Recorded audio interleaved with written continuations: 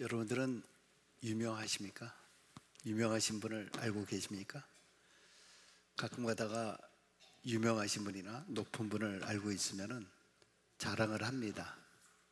그것은 왜냐하면 내가 그 사람을 안다 이거죠. 그 사람을 안다. 그래서 마치 내가 유명한 사람인 것처럼 어깨에 힘을 줄 경우들이 좀 있습니다. 그러면 여러분 무명이십니까? 사람들이 많이 알아주면은 유명하다 이렇게 이야기를 하고, 사람들이 잘 모르면은 나는 무명이다 이렇게 이야기를 합니다. 그러나 사실 사람들은 다 유명하죠. 왜냐하면 유명이라고 하는 말 자체가 이름이 있다 그런 뜻 아니겠습니까? 누구나 다 태어나면서부터 부모든지 아니면 다른 사람으로부터 이름을 우리는 다 받고 이름을 가지고 있습니다. 심지어 강아지들도 다 이름 있지 않습니까? 이름이라고 하는 것은 그 사람의 인격과 삶을 대변해주는 그런 단어입니다. 우리가 누군가를 생각할 때 그 이름만 들어도 그 사람의 모습, 이것이 머리에 그려집니다. 물론 이제 세월이 지나면은 이름을 들어도 그 얼굴이 생각이 안 나는 그런 경우들도 많이 있습니다만은, 어쨌든 대부분 누군가의 이름을 떠오르면은 그 사람에 대한 또 평가, 또 인상, 이런 것들이 항상 떠오르게 됩니다. 그래서 아무개 이렇게 이야기를 하면은 그 사람 참 진실한 사람이야, 참 좋아, 그 사람 정직한 사람이야, 정말 믿을 만한 사람이야, 또 이렇게 이야기도 하지만은, 어떤 사람이 이름을 떠오르면 그 사람 아주 정말 못됐어, 그 사람 아주 형편없는 사람이야, 별로야, 그냥 만나면 피곤한 사람이야, 정말 같이 하고 싶지 않은 그런 사람이야.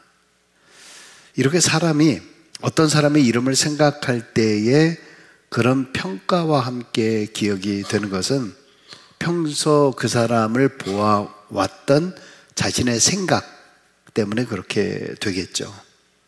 물론 이제 어떤 경우에는 그 사람의 됨됨이가 내가 평가하는 것과 전혀 다를 수도 있습니다.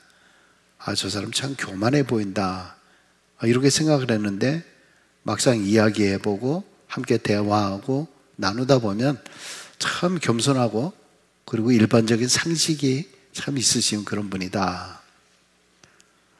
저 사람은 정말 짠돌이야 이렇게 생각을 했는데, 자기에게는 짜지만은 남들에게는 참 좋은 일을 많이 하고 남에게는 아주 관대한 그런 사람들도 있습니다. 그러나 어쨌든 대부분의 많은 사람들은 어떤 사람을 평가하는 것은 그 사람이 지금까지 살아왔던 삶의 이야기의 요약이라고 그렇게 볼 수가 있습니다. 그런데 사람들만 우리의 이름에 평가를 하는 것이 아니라 하나님께서도 우리의 삶이 반영된 우리의 이름에 평가를 하시며 더구나 우리의 행위까지도 기록하신다라고 하는 사실입니다. 언젠가 마지막 날 백보자 심판 때에 우리의 이름이 기록된 생명책에 우리의 삶의 일거수일투족 모든 것을 평가하고 심판하게 되는 그날이 반드시 있을 것입니다. 요즘 우리가 큐티에 따라서 열왕기서에 있는 말씀을 계속 묵상을 하고 있는데요.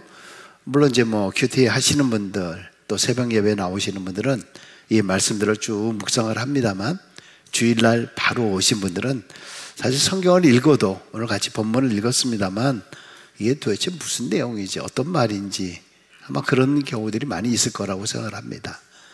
원래 열왕기서라고 하는 것은 영어로는 kings라고 이렇게 되어 있는데요, 여러 왕들을 나열해서 평가하고 기록한 것입니다. 또 비슷한 것으로 역대기서라고 하는 것이 있는데, 이 역대라고 하는 그 말 자체가 왕들의 대를 이어서 기록하고 평가했다는 그런 말씀이고요. 이것을 영어로는 chronicles라고 합니다. 그러니까 시간의 순서에 따라서 기록해 놓았다라는 그런 뜻을 가지고 있습니다. 그러니까 역사는 역사적인 그 인물들, 왕에 대한 것들, 그래서 대를 이어서 쭉 기록을 하는데, 국방이나 나라를 잘 운영해 나갔던 사람들, 국가를 번영하게 만들었으면 선한 왕이다, 위대한 왕이다, 이렇게 추앙을 하고요. 자기의 호식에 빠져 있는 사람, 그리고 국가가 도탄에 빠지도록, 그래서 백성들이 고생을 하게 되었으면 악한 왕으로 규정하고 있는 것이 일반 역사입니다. 그런데 성경은 세상의 이런 역사와는 전혀 다른 이야기를 하고 있습니다. 오늘 보고 있는 열왕기서에도 많은 왕의 이름이 등장하고 있고 그 치세에 대해서 이야기를 하고 있습니다. 그런데 성경은 그 왕들에 대해서 기록한 것들을 보면은 무슨 국가의 부강이나 무슨 백성들을 편하게 살게 해준 태평성대에 대한 이야기는 별로 말하고 있지 아니하고, 다만 왕이 하나님과 어떤 관계에 있었는가, 거기에 따라서 선한 왕이다, 악한 왕이다 라고 규정을 하고 있다는 것입니다. 원래 이스라엘 역사를 보면은 솔로몬 사후에 북이스라엘과 남유다로 갈라지게 됩니다. 북이스라엘은 여로보암에서 시작해서 19명의 왕이 있었고요, 남유다는 르호보암에서 시작해서 20명의 왕이 있었습니다. 북이스라엘은 선한 왕들이 없었어요. 그러나 남유다에는 히스기야 그리고 요시야 뭐 이런 왕들을 비롯해서 그래도 선한 왕들이 좀 있었습니다. 아쉽기는 하지만은 처음에는 그래도 하나님의 말씀과 하나님의 뜻대로 살았지만은 말년에 이르러서 끝까지 그 신앙적으로 살지 못했던 그런 왕들도 나열되어 있습니다. 자, 그런데 성경을 읽다 보면은 북이스라엘의 왕들, 또 남유다의 왕들의 이름이 비슷한, 그리고 또 어떤 경우는 같은 이름도 있어요. 그래서 성경을 깊이 연구하지 않으면은 우리가 짧게 성경을 보고 있잖아요. 짧게 보고 있으니까 이게 도대체 무슨 얘기인지, 뭔 말을 하고 있는지, 누구에 대해서 어떻게 이렇게 평가하고 있는지 헷갈리는 경우가 굉장히 많이 있습니다. 특별히 우리가 같이 읽었던 이 본문에 요아스라고 하는 그 왕이 나옵니다. 그런데 오늘 본문 10절에 보면 요아스라고 하는 왕이 두 사람을 언급하고 있어요. 함께 한번 보겠습니다. 10절 같이 있습니다. 유다의 왕 요아스의 제37년에 여호아하스의 아들 요아스가 사마리아에서 이스라엘의 왕이 되어, 이게 지금 무슨 말입니까? 요아스가 있는데 유다의 왕 요아스가 있고요, 그리고 이스라엘의 왕 요아스가 있다라고 얘기합니다. 골치 아프죠? 머리 아픕니다. 남유다의 8번째 왕이 요아스고요, 그리고 또한 이스라엘의 12번째 왕이 요아스입니다. 근데 유다 왕 요아스에 대해서 히브리어 성경에도 우리의 발음하고 똑같이 요아스라고 그렇게 되어 있고요, 영어에는 조아스, 뭐 제2를 조라고 이렇게 하니까요, 그렇게 부릅니다.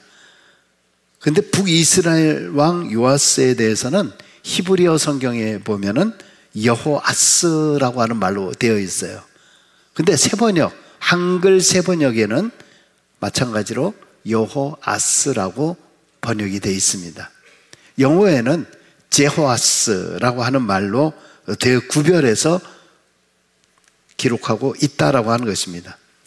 어쨌든 남유다의 요아스 왕이 있고요, 북이스라엘의 요아스, 이 사람은 여호아스보다 남유다의 왕이 37년 더 먼저 왕이 되었어요.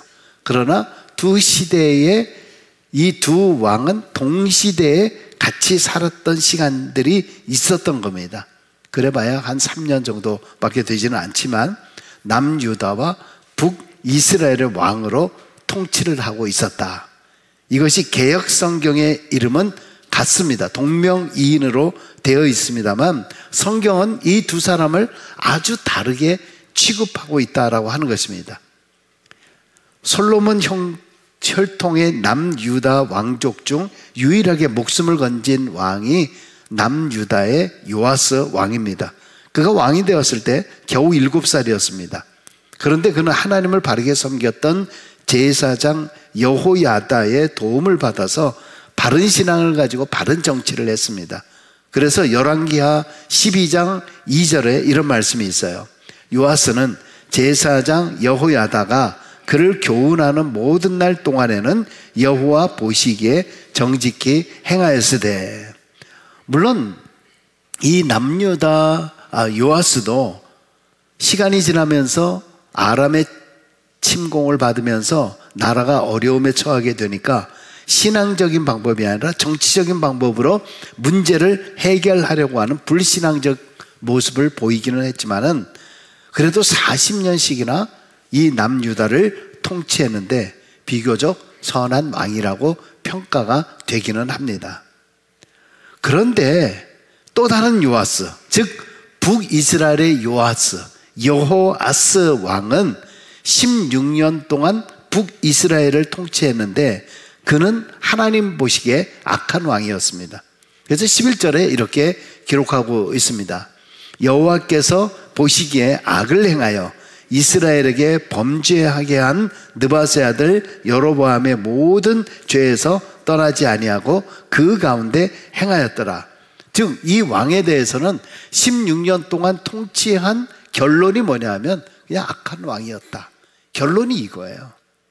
그런데 우리가 오늘 함께 말씀을 보려고 하는 것은 뭐냐 하면 도대체 그 이유가 무엇인가, 도대체 왜 이렇게 악한 왕으로 평가되었는가라고 하는 것입니다. 생각해 보면은 아까 얘기한 남유다는 제사장 여호와가 있어서 그래도 총통치를 잘 했잖아요. 근데 북이스라엘은 어떤 선지자가 있었냐면 바로 엘리사 선지자가 있었어요.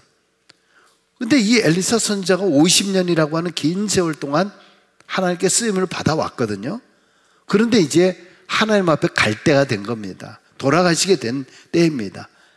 그리고 오늘 본문 말씀은 바로 하나님 앞에 가기 바로 직전에 쓰여진 사건을 기록하고 있는 게 오늘 본문입니다. 당시 북이스라엘의 가장 큰 걱정거리는 가장 강대국이었던 아람, 오늘날의 시리아입니다. 시리아라고 하는 나라였는데 아람의 왕들은 끊임없이 이스라엘을 집어삼키려고 호시탐탐 노리고 있었던 겁니다. 바로 이런 위기의 상황에서 엘리사 선지자마저 세상을 떠나게 된 상황이 된 겁니다. 엘리사 선지자 역시 마음 편하게 눈을 감을 수가 없었습니다. 그래서 숨을 거두기 전에 이스라엘의 왕 요아스, 즉 여호아스를 불러서 그러니까 한숨에 달려오게 됩니다. 그러면서 엘리사가 죽게 되었다라고 하는 사실에 눈물을 흘리면서 이렇게 이야기를 합니다. 14절 하반절인데요. 내 아버지여, 내 아버지여, 이스라엘의 병거와 마병이여. 이스라엘의 병거와 마병이여라고 외치는 것은 무슨 말일까요? 결국 엘리사 선지자 때문에 엘리사 선지자가 이스라엘을 지켜주시는 그런 큰 군대와 같은 힘이 되었다, 든든했다라고 하는 그런 말이죠. 당시 이스라엘의 왕 요아스는 하나님께서 엘리사 선지자를 봐서 이스라엘을 지켜주고 계신다라는 것을 알고 있었던 겁니다. 그런데 엘리사 선지자가 지금 죽는다라고 하니까 덜컹 겁이 나는 거죠. 가끔 성도님들 가운데서 그런 이야기를 하세요. 내가 신앙심은 없는데 우리 와이프가, 우리 아내가 아주 신앙심이 너무 좋아서, 우리 아내가 교회를 잘 다녀서 그래도 하나님이 우리 가정을, 우리 자식을 잘 돌봐주는 것 같아요. 근데 그러다가 갑자기 아내에게 무슨 일이 생기게 되면 덜컥 겁이 나고 불안해진다. 그런 말씀들을 하는 걸 종종 듣습니다. 여러분, 우리 부모들이 자녀들을 위해서 하는 그 기도는 결코 땅에 떨어지지 않습니다. 그런 부모 밑에 자녀들을 보면 그 부모가 비록 잘 배우지도 못했고 가난하고 능력이 없었어도요, 부모의 말을 무시하지 못합니다. 왜냐하면 기도하는 어머니의 능력을 보기 때문에 그래요. 훗날 자기 자신이 어떤 자리에 앉게 되었을 때 그의 입을 통해서 그런 고백을 해요. 내가 오늘 이 자리에 있게 된 것은 우리 부모님의 기도 덕택이었다, 어머니의 기도 덕택이었다. 그런 이야기를 하고 또 그것을 스스로 깨닫게 되는 거예요. 이게 바로 기도의 능력인 줄로 믿습니다. 여러분, 그런데 요아스 왕이 내 아버지여 내 아버지여 이스라엘의 병거와 마병이여 라고 하는 말이 전에 누가 누구에게 얘기했던 것인가? 여러분이 큐티를 쭉 해왔거나 열왕기서를 쭉 묵상해 오신 분들은 얼른 힌트를 얻을 수 있을 터인데 아마 대부분은 기억을 전혀 못할 거라고 생각을 합니다. 이 말씀은요, 열왕기하 2장 12절에 이런 말씀이 있어요. 엘리사가 보고 소리 지르되 내 아버지여 내 아버지여 이스라엘의 병거와 그 마병이여 하더니 다시 보이지 아니하는지라. 무슨 사건이 있었습니까? 바로 엘리야, 자기의 스승이었던 엘리사 선지자가 자기의 스승이었던 엘리야 선지자가 불병거를 타고 하늘에 승천하는 그런 모습을 보면서 외쳤던 말입니다. 바로 그때에 엘리사 선지자는 엘리야로부터 갑절의 영감을 받게 되고 엘리야보다도 훨씬 더 많은 기적을 베푸는 사람이 되었던 것입니다. 아마 이런 능력을 받고 살아온 엘리사의 모습을 이 요아스라고 하는 이 왕이 늘상 그 마음속에서는 그 마음을 갖고 있었던 거죠. 마병과 군사보다 더한 능력으로 우리 북이스라엘을 지켜왔던 바로 이 엘리사 선. 그러면서 놀라면서 여기서 야, 이분이 없으면 이제 어떻게 될래나 라고 하면서 한탄하는 소리였던 거죠. 자, 그런데 이런 능력이 있는 엘리사도 오늘 본문 14절에 보니까 죽을 병이 들었다. 죽을 병이 들었다. 아무리 대단한 능력이 있는 사람들도요, 결국은 사람인지라 너 언젠가는 죽게 되어 있다라고 하는 것이죠. 죽을 수 있다는 거죠. 아무리 대단한 병고와 마병 같은 존재라 할지라도 인생은 누구나 다 죽는 존재입니다. 우린 전쟁에 죽을 수도 있고 병들어서 죽을 수도 있고 연수를 다하여 죽을 수도 있고, 그러나 중요한 것은 우리에게 맡겨진 사명을 잘 감당하고 죽는 죽음이 진정한 복된 죽음인 줄로 믿습니다. 자, 그런데 오늘 말씀의 가장 키포인트는 뭐냐면, 이렇게 죽어가던 엘리사 선지자는 이스라엘의 왕인 요아스를 불러서 두 가지 상징적인 이상한 행동을 하게 됩니다. 그 첫 번째는 뭐냐 하면 눈물을 흘리고 있는 요아스 왕에게 그만 들고 와서 활과 화살을 가져오라 라고 이야기를 합니다. 그리고 그 활과 화살을 손에 잡으라고 하더니 그 위에 엘리사 선지자가 손을 얹고 기도합니다. 16절에 보면 엘리사가 자기 손을 왕의 손 위에 얹고 그랬습니다. 엘리사가 왕의 손과 함께 한 거였죠. 그러고 나서 동쪽을 향하여 쏘라고 이야기를 합니다. 요아스 왕은 묻지도 않고 순종하는 대로 그대로 했습니다. 그랬더니 그 행동의 의미를 뭐라고 해석하고 있느냐, 17절에 이렇게 해석을 하고 있습니다. 이는 여호와를 위한 구원의 화살, 곧 아람에 대한 구원의 화살이니 왕이 아람 사람을 멸절하도록 아벡에서 치리이다. 결과적으로 아람으로부터 이스라엘을 보호해 주겠다, 아람을 치게 할 것이다 라고 하는 그런 이야기입니다. 자, 그런데 두 번째 또 요청을 합니다. 뭘 요청을 하냐, 다시 화살을 집으라. 그러면서 그것으로 땅을 치라고 이야기를 합니다. 그래서 첫 번째는 순종을 했는데 아마 요아스는 여기서 잠시 의문을 가진 것 같아요. 아니, 화살과 활은 뭐 어떻게 하는 거예요? 화살과 활, 이건 활을 통해서 쏘는 건데 땅을 치라? 땅을 치는 건 창 같은 거 아니에요? 근데 어떻게 활을 땅에 치라는 건지 이해가 되지 않는 거 아니에요? 뭐야 도대체? 이제 죽을 때가 되니까 노망이 들었나? 도대체 왜 그럴까? 어쩌면 그 순간에 불순종의 마음과 마귀의 마음이 틈탔었던 것인지 이 화살들로 땅을 3번 칩니다. 그리고 그칩니다. 여러분, 그런데 성경을 읽다 보면 아주 중요한 단어가 나오는데 18절에 보면은 땅을 치소서라고 이야기하는데 바로 전에는 엘리사의 손이 그의 손과 함께함을 통해서 화살을 쐈습니다. 근데 땅을 치라 할 때는 엘리사의 손이 그의 손과 함께하지 않아요. 그의 손 스스로가 땅을 치게 합니다. 혼자 하게 합니다. 무슨 의미겠습니까? 엘리사와 함께 했던 시기, 그리고 엘리사 없이 너 혼자 해야 할 시기를 구별해 주고 있는 거죠. 그러면서 그가 3번을 치고 뭐라 하냐면 그친지라 라고 했습니다. 스탑한 거죠. 히브리어로 아마드라고 하는 말은 스탠드, 스테이 했다. 3번 치고 그냥 멍하게 서 있었던 겁니다. 그대로 있었던. 이게 무슨 의미예요? 하다만 행동이에요. 내가 왜 이걸 이렇게 해야 돼? 형식적으로 억지로 했다는 뜻이죠. 바로 그 행동에 대해서 엘리사가 노하면서 19절에 이렇게 이야기합니다. 하나님의 사람이 노하여 이르되 왕이 5번을 칠 것이니이다. 그래야였다면 왕이 아람을 진멸하기까지 쳤으리이다. 그런즉 이제는 왕이 아람을 3번만 치리이다 하니라. 요아스 왕이 화살로 땅을 그렇게 치는 것을 한마디로 이야기하면은 이제는 너 혼자라도, 그리고 내가 엘리사가 없이도 네가 혼자 해도 형식적으로 그리고 하다 많은 그런 것이 아니라 쉽게 중단해서는 안 되었다라고 하는 그 이야기예요.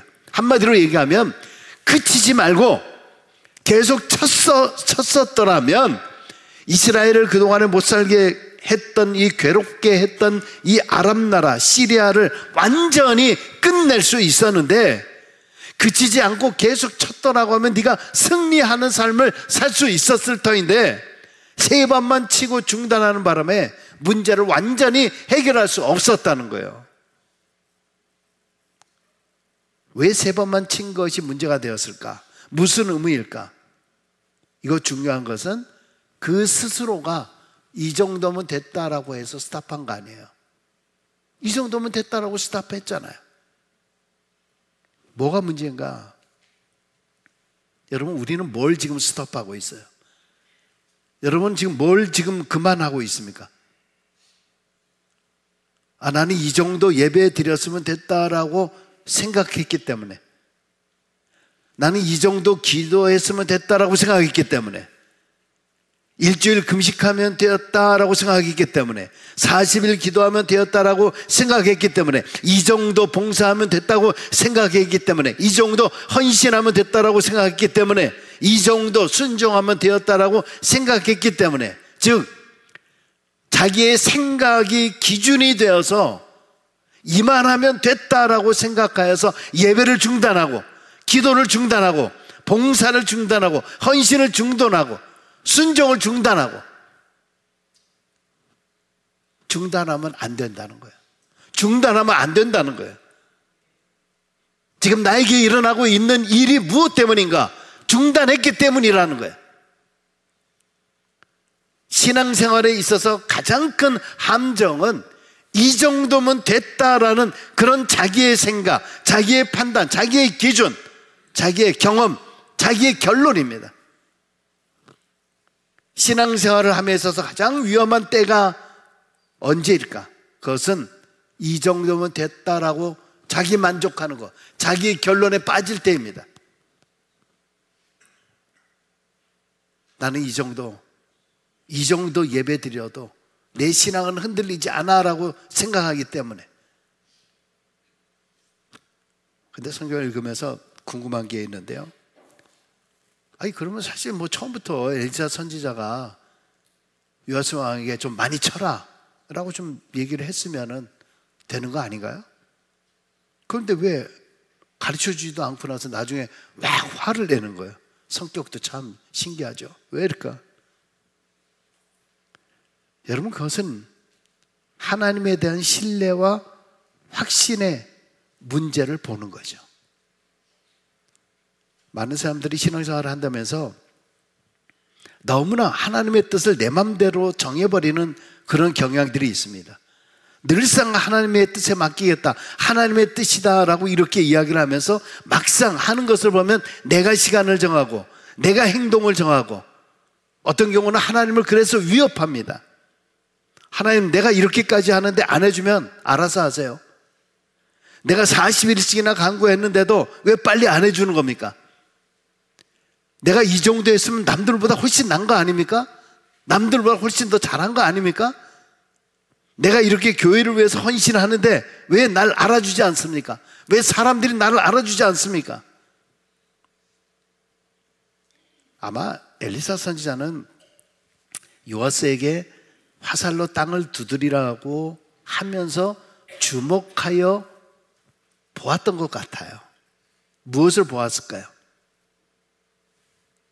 이제부터 네가 행하는 그 모든 것들이 형식적으로 하는 것인지, 네가 앞으로 내가 없이도 행하는 그 모든 것이 정말 네가 믿음으로 하는 것인지, 내가 있을 때는 그래도 순종을 했는데 정말 앞으로 끝까지 그치지 않고 제대로 할 수 있는지, 자기 기분대로 마음대로 하는 것은 아닌지, 적당히 하는 척 하다가 그치는 건 아닌지, 알아주고 칭찬하면 잘하지만 그렇지 않으면 다 팽개쳐 버리는지, 정말 혼자서도 잘 할 수 있는지, 그걸 보고 있는 거죠. 오늘 성령님께서도 우리에게 말합니다. 너 거기서 주저앉으면 안 돼.